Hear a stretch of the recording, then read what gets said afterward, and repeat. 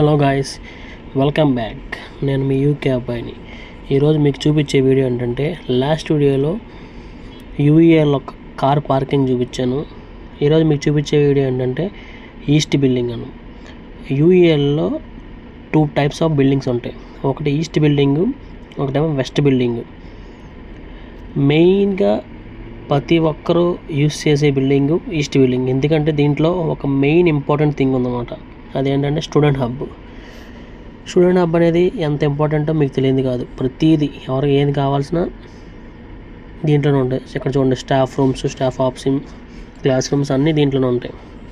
Maximum ఈ బిల్డింగ్లోనే ప్రతిదీ canteen ఉంటుంది, వాట్ ఎవర్ ఇట్ మేబీ, ప్రతిదీ స్టూడెంట్స్ జిరాక్స్ అవడానికి సోఫాస్ ఉంటాయి. స్టూడెంట్ హబ్లో స్టూడెంట్కి ఏ చిన్న ఇష్యూ వచ్చినా సరే స్టూడెంట్ హబ్లోనే సార్ట్అవుట్ అవుతుంది అనమాట. అందుకే ఈ బిల్డింగ్ అంత ఇంపార్టెంట్ అని చెప్తున్నాను అనమాట. మీకు చూపిస్తే చూడండి, స్టూడెంట్ హబ్. ఇదే స్టూడెంట్ హబ్కి మెయిన్ ఎంట్రన్స్. ఇదంతా స్టూడెంట్ హబ్ అనమాట. కంపార్ట్మెంట్స్లా ఉంటాయి అనమాట. ఒక్కొక్క చైర్లో ఒక్కొక్కలా కూర్చుంటారు. రైల్వే స్టేషన్ టికెట్స్ కౌంటర్ ఎలా ఉంటుంది, సేమ్ అలాగే ఉంటుంది అనమాట. మన లైన్లో నుంచి ఒక్కొక్కరు వెళ్ళాలి, ప్రాబ్లమ్స్ ఆర్డర్ చేసుకోవాలి. లోపల రెస్టారెంట్ పేరు చాయ్ అనే రెస్టారెంట్. అన్నీ దొరుకుతాయి మనకి, ప్రతిదీ. ఇంకా దీనికి 2 ఎంట్రన్స్ ఉంటాయి.